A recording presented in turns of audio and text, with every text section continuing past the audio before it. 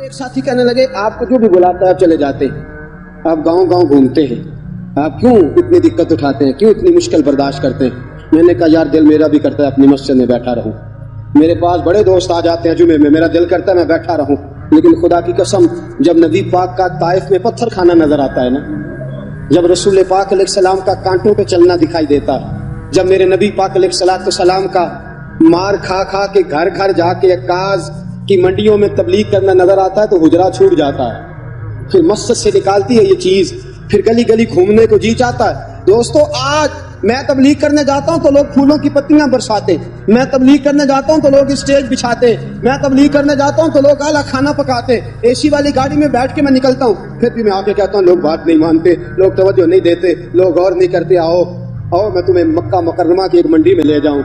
مکہ میں ایک عکاظ کی منڈی لگتی تھی, حضرت سعد بن عبادہ فرماتے ہیں میں اس منڈی میں موجود تھا.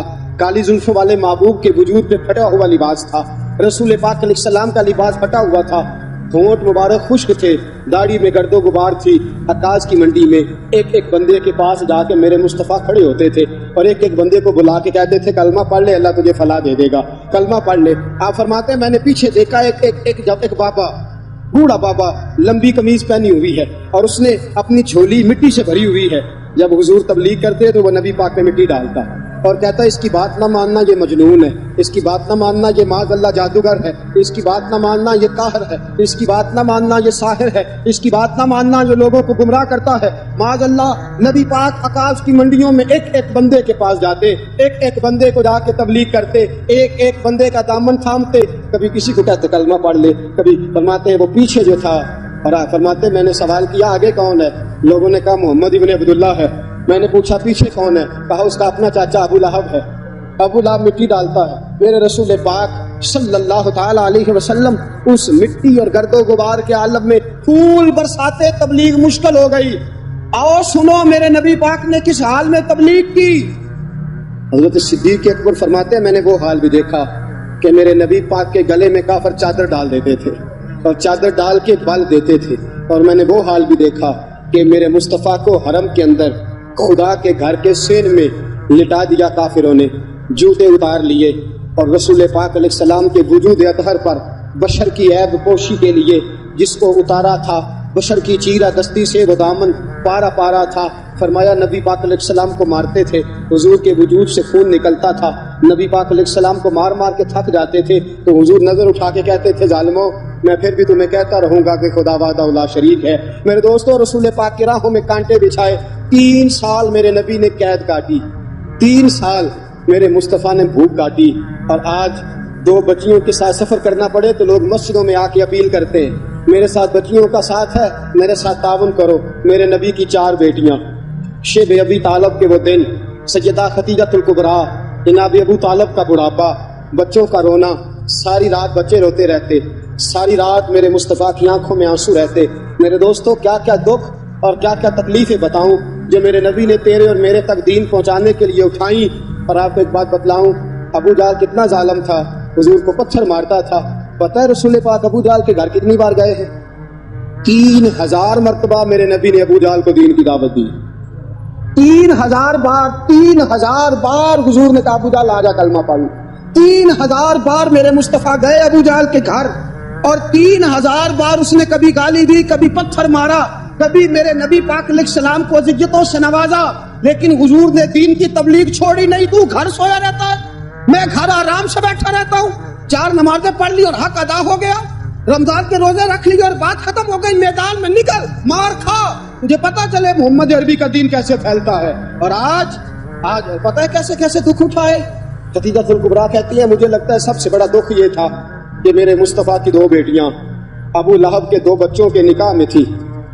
2 بچوں کا نکاح, 2 بیٹیوں کا نکاح ابو لہب کے 2 بیٹوں سے ہوا تھا, ابھی رخصتی نہیں ہوئی تھی. حضور نے اعلان نبوت فرمایا, میرے محبوب نے دین کی تبلیغ کا اعلان کیا تو ابو لہب نے پیغام بھیجا کہ یہاں تو تبلیغ بند کر دو ورنہ میں تیری بیٹیوں کو طلاق دلوا دوں گا. میرے حبیب پاک کی آنکھوں میں آنسو آ گئے.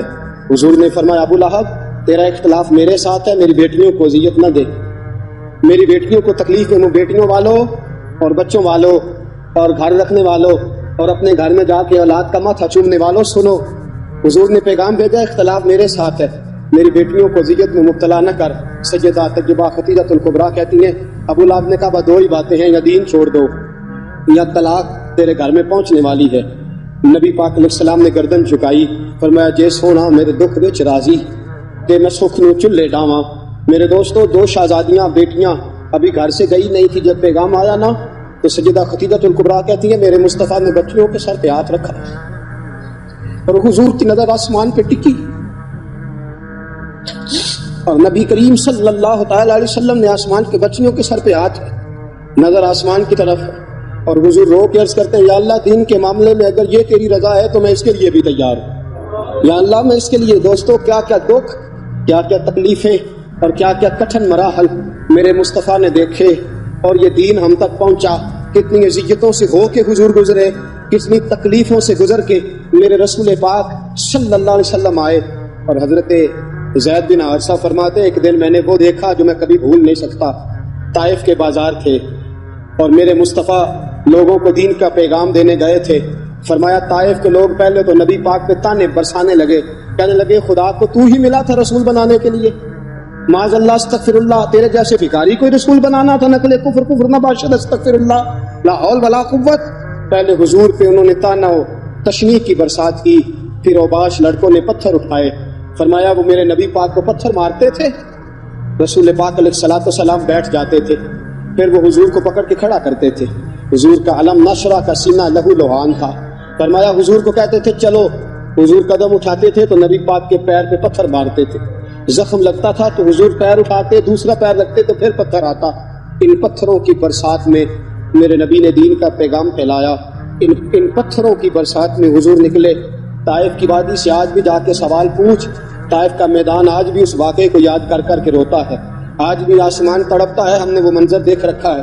میرے دوستو، رسول پاک نے اس حال میں دین کی تبلیغ کی اور احد کا میدان لگا تو میرے نبی پاک کے دانت بھی ٹوٹے، حضور علیہ الصلوۃ والسلام کے وجود سے خون بھی بہا، لیکن حضور نے پھر بھی رو کے یہی دعا کی اللہم اہد قومی فإنہم لا یعلمون، یا اللہ میری قوم کو ہدایت دے دے، خدایا میری قوم کو ہدایت دے دے۔ میرے دوستو، میرے رسول پاک علیہ الصلوۃ والسلام کی حضور نے کون کون سی قربانیاں دی۔ مکہ کتنا پیارا تھا حضور کو، لیکن مکہ بھی حضور نے چھوڑ دیا۔ شہر چھوڑنا بڑا مشکل ہوتا ہے، وطن چھوڑنا۔ حضرت سلطان باؤ فرماتے ہیں شالا مسافر کوئی نہ تھی وے ککھ جنا تو پارے ہو۔ میرے رسول پاک نے مکہ بھی چھوڑا دین کے لیے اور مدینے آئے تو میرے نبی پاک علیہ الصلوۃ والسلام نے دکھ اٹھائے۔ حضرت سیدہ طیبہ سیدہ زینب رضی اللہ تعالی عنہا میرے رسول پاک کی سب سے بڑی شہزادی حاملہ تھی۔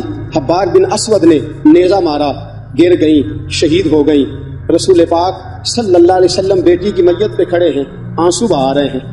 حضور علیہ الصلوۃ والسلام وہاں بھی یہی کہتے ہیں یا اللہ اگر یہی تیری رضا ہے تو میں اس کے لیے بھی حاضر ہوں۔ میرے دوستو، کئی دنوں کا فاقہ، کئی دنوں کی بھوک، کئی دن، اور حضور فرماتے ہیں سارے نبی ستائے گئے، میں سب سے زیادہ ستایا گیا۔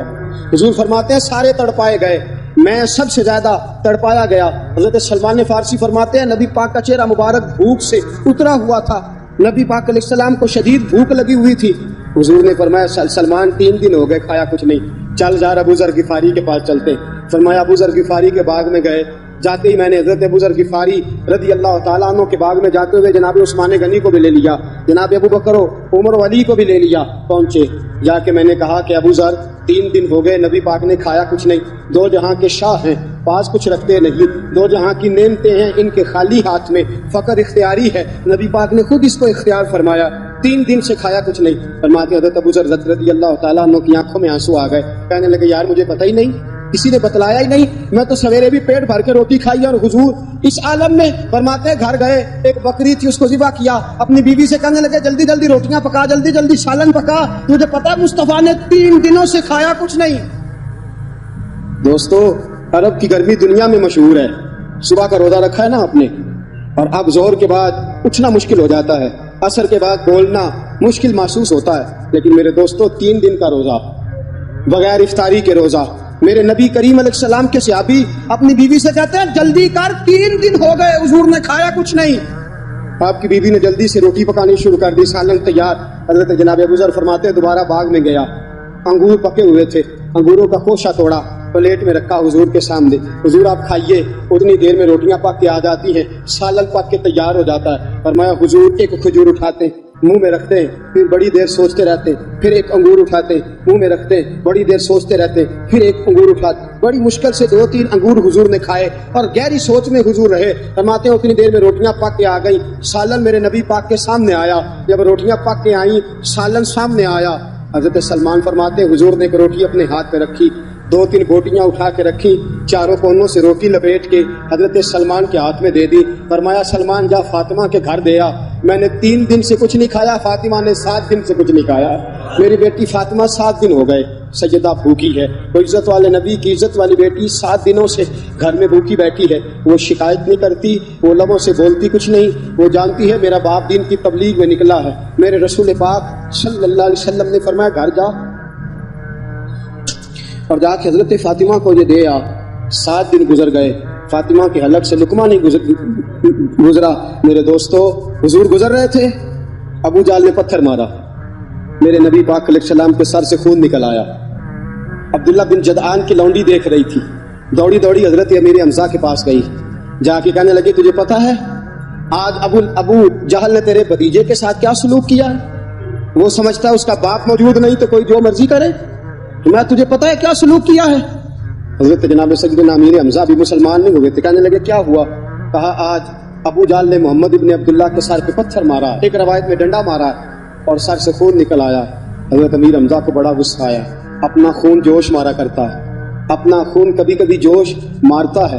حضرت امیر حمزہ مسلمان تو نہیں تھے، چچا تو تھے نا، فوراً اٹھے، فوراً ہاتھ کے اندر ایک بڑی لاٹھی پکڑی، ابو جہل کو ڈھونڈا، ابو جہل بیٹھا تھا کئی لوگوں کے درمیان، جاتے ہی زور سے ڈنڈا مارا اور کہنے لگے تو کیا سمجھتا ہے محمد کا باپ کوئی نہیں تو جو مرضی کرے گا، میں اس کا باپ ہوں، وہ میرا بھتیجا نہیں میرا بیٹا، میں دیکھتا ہوں تو کیسے نظر اٹھاتا ہے، آج کے بعد اگر تو نے میرے بھتیجے کی طرف آنکھ اٹھا کے دیکھا تو میں تیری آنکھ پھوڑ دوں گا، میں تیرا سر پھوڑ دوں گا، میں تیری نگاہیں نکال دوں گا، میں تیرے بازو توڑ دوں گا، خبردار میرے بھتیجے کے قریب آیا۔ حضرت امیر حمزہ ڈانٹ رہے ہیں تو ابو جہل کو پتا تھا امیر حمزہ شیر ہے، امیر شیر ہے، امیر حمزہ کے سامنے بولا تو واقعی مارے گا۔ ابو جہل خاموشی کے ساتھ بات کرتا رہا۔ جناب امیر حمزہ ڈانٹ کے گئے رسول پاک کے پاس، نبی پاک کے سر پہ پٹی بندھی ہوئی ہے، حضور اپنے گھر میں بیٹھے ہیں۔ حضرت جناب سیدنا امیر حمزہ کو آتے ہوئے دیکھا نا، جب کوئی اپنا نظر آئے تو دکھ یاد آ جاتے ہیں۔ سر پہ پٹی تھی، رسول پاک علیہ السلام یتیم تھے، حضور نے حضرت امیر حمزہ کو آتے دیکھا تو باپ کی یاد آئی، حضور تیزی سے اٹھے، حضرت امیر حمزہ نے گلے سے لگایا، بولے کچھ نہیں، میرے مصطفیٰ کی آنکھوں میں آنسو آ گئے۔ رسول پاک صلی اللہ علیہ وسلم رو پڑے، گویا حضور علیہ السلام کو اپنے والد کی یاد آئی۔ حضرت امیر حمزہ رضی اللہ تعالیٰ عنہ نے گلے سے لگایا، فرمایا بیٹا رونا نہیں ہے، اے میرے بھتیجے غم نہیں کرنا، تیرا چاچا تیرے ساتھ ہے، کسی کی ضرورت ہے تجھے تیرا بال بھی بانکا کر جائے، کسی کی ضرورت ہے آنکھ اٹھا کے دیکھ جائے۔ جب یہ بات کی نا، اپنائیت کا جملہ بولا، نبی پاک کی آنکھوں میں پھر آنسو آ گئے، حضور پھر تڑپ کے روئے، پھر حضور کی آنکھیں بھر آئیں۔ حضرت امیر حمزہ کہنے لگے نا بس کر اب خوش ہو جا، میں نے تیرا بدلہ لے لیا ہے، میں نے تیرا بدلہ لے لیا، راضی ہو جا۔ رسول پاک نے اپنے چچا کا ہاتھ پکڑا اور ہاتھ کو پکڑ کے نا اپنے سینے کے ساتھ لگایا۔ حضور نے فرمایا چچا میں راضی کوئی نہیں، آنکھوں میں آنسو، چاچا میں راضی کوئی نہیں، بھتیجے تو کیسے راضی ہوتا ہے؟ فرمایا چاچا میں تب راضی ہوں گا جب تو کلمہ پڑھ کے مسلمان ہو جائے گا، مجھے تو دین کی خدمت یاد ہے، مجھے تو پیغام دین یاد ہے، مجھے کچھ یاد نہیں، مجھے تو اتنا یاد ہے میں خدا کا پیغامبر ہوں، مجھے ہر موقع پہ اپنے دکھ بھول جاتے ہیں، مجھے دین کا درد یاد رہتا ہے۔ میرے دوستو حضرت امیر حمزہ، آپ اس کو رشتہ داری کا جوش کہیے، نبی پاک کی محبت کا ہیجان کہیے، کہنے لگے اچھا تو کلمہ پڑھنے سے راضی ہوتا ہے، پڑھا کلمہ میں مسلمان ہو جاتا ہوں، پڑھا کلمہ میں ابھی مسلمان ہو جاتا ہوں۔ میرے دوستو ہر موقع پہ میرے نبی پاک کو دین یاد